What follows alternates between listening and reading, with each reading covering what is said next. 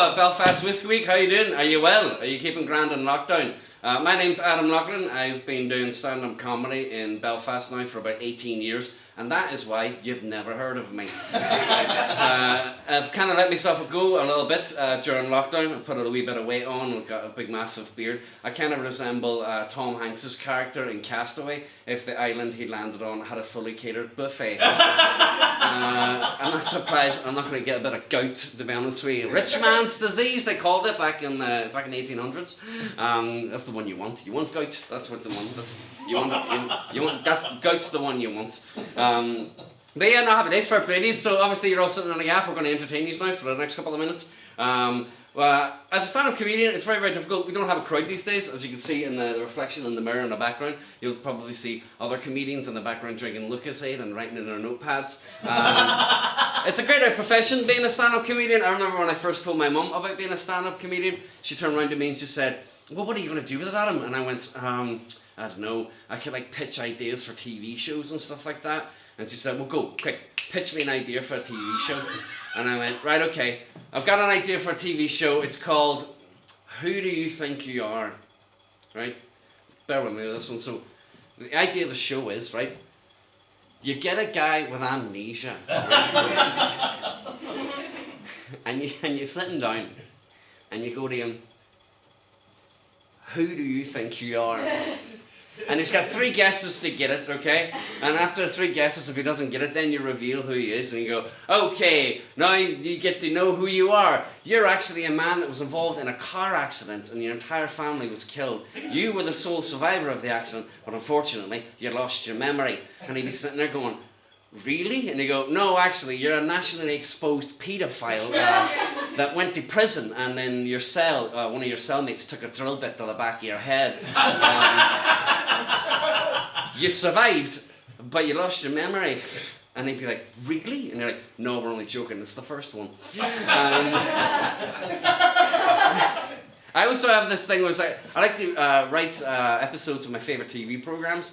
Columbo, I've got one for Columbo. So the way I look about it is whenever you're writing something, this is a really easy trick. If you're out there and you're a writer, this is a really easy way to get a script made. What you do is you write one line that happens right smack bang in the middle of the episode, and then you just write everything out to either end of that. So what I've done is I've written a Columbo episode, and this is the line that I've written in my Columbo episode, and on the basis of this one single line, you'll be able to flesh the entire episode out in your head. So this is how the line goes.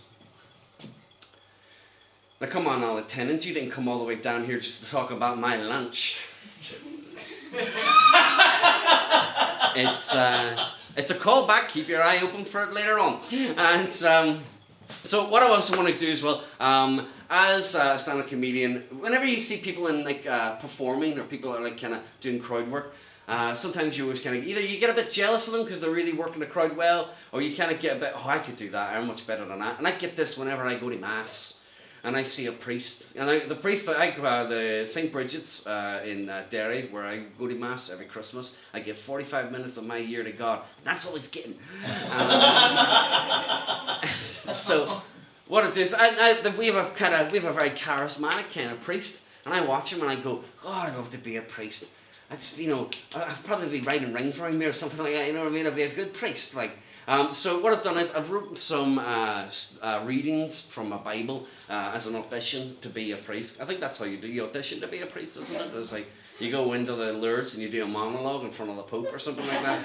That's what it is. Like you come in and the Pope says, "So what are you doing today, Adam?" And you go, "Today I will be reading from the Bible." So this is a little story in the Bible that I've written to kind of flex my priest credentials. This is the story of Jesus and the jam. One day, it gets good, bear with me, sit that whiskey down, you're going to want to hear this. One day, as the disciples were sitting around enjoying some sweet jam, Peter got up to get some more. As he walked through the doorway of where they kept the jam, he put his hand on the side of the wall, and his hand, sticky with jam, stuck to the wall for just a moment. As he went to pull his hand back away from the wall, he could feel the resistance as his hand stuck to the wall, and he let out a tiny, audible sigh. Simon was the first to speak. What's that you got there, Peter? Oh, nothing, just my hand got stuck to the wall there with a bit of jam. Look entered the conversation. Wouldn't it be great if you were sticky all over? You could stick to a wall like a spider. You could climb up a pyramid. Mark put his hand on Luke's shoulder and said, No, spiders aren't sticky. I've seen a spider. They're hairy. That's how they stick to walls. Simon turned to Peter and said, You're a pretty hairy man, Peter. I bet you if you covered yourself in jam, you could stick to a wall. Peter replied to Simon, Oh, well, it wouldn't really matter much. We've ran out of jam.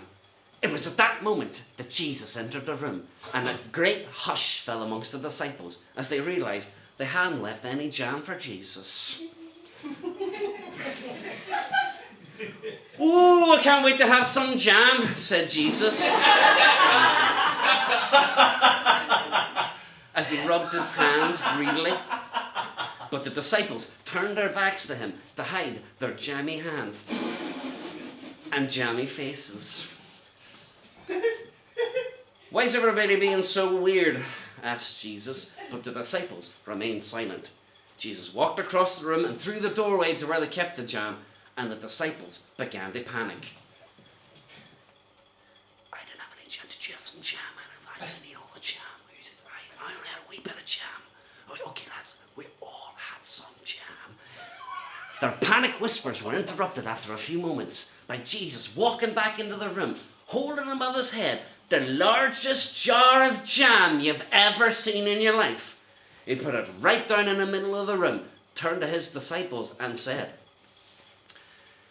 Do you lads fancy some more jam then? Yeah!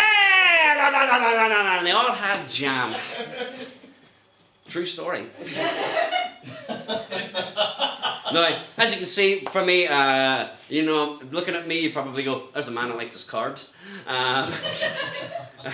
Hence my lockdown ditties. I like a bit of bread, you know what I mean? White bread, cheese, eggs, a lot like. But you know what I like most of all in the world? A baguette.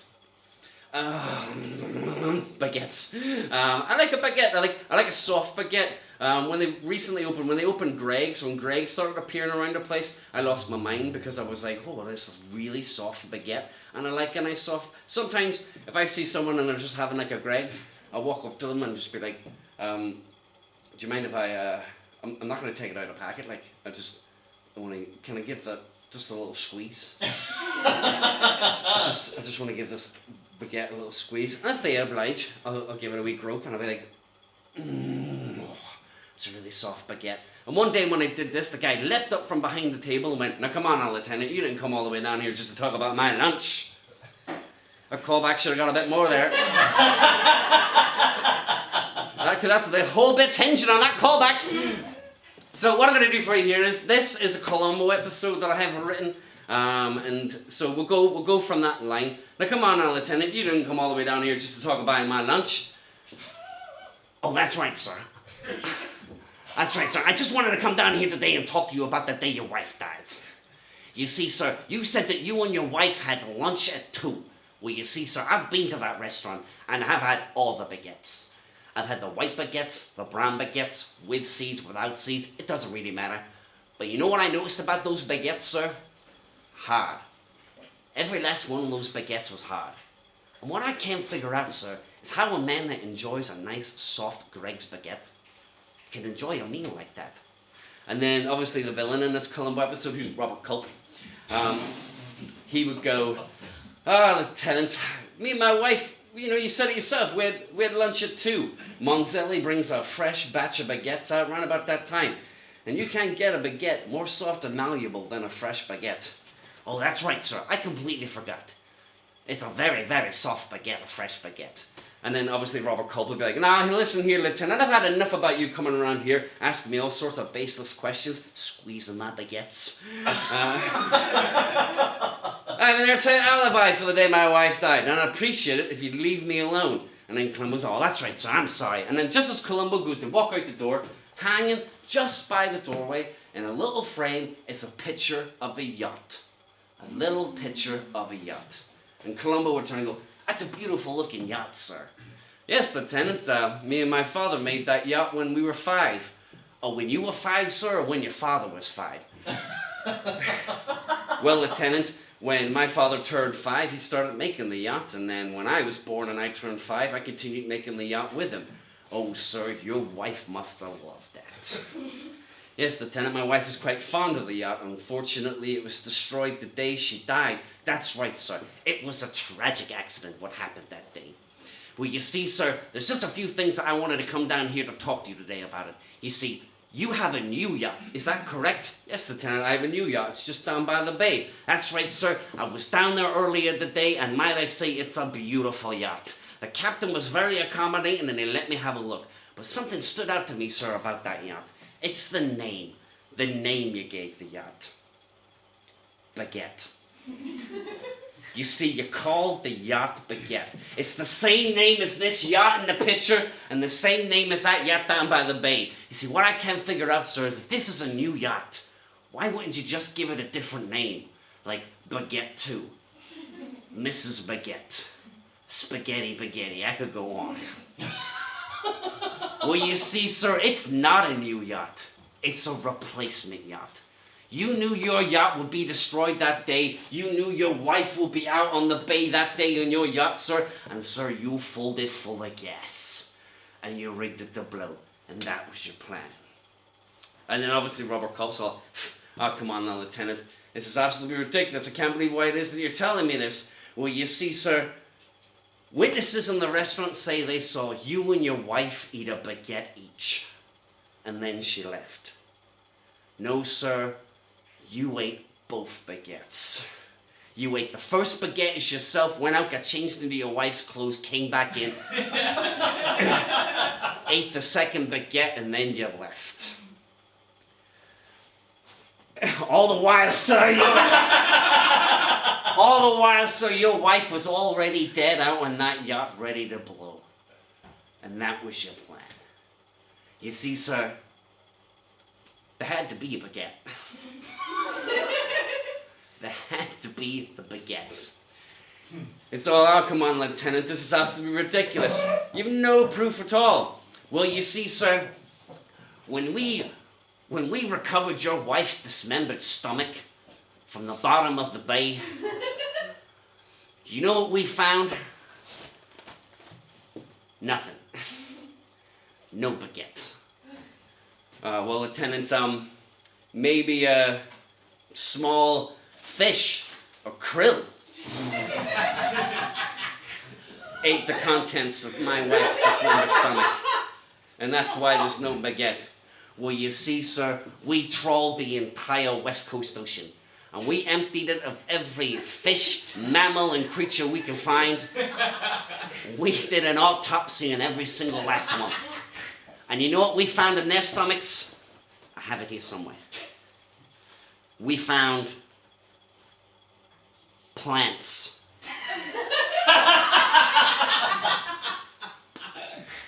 Other fish. And bits of your wife. No baguette. There ain't a baguette in the entire ocean, sir. See, there had to be a baguette.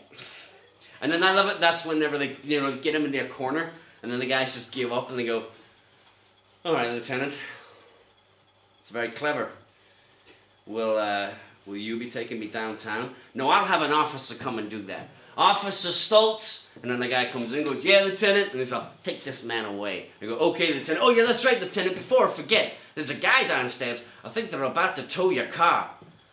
Well, it looks like I best be getting out of here.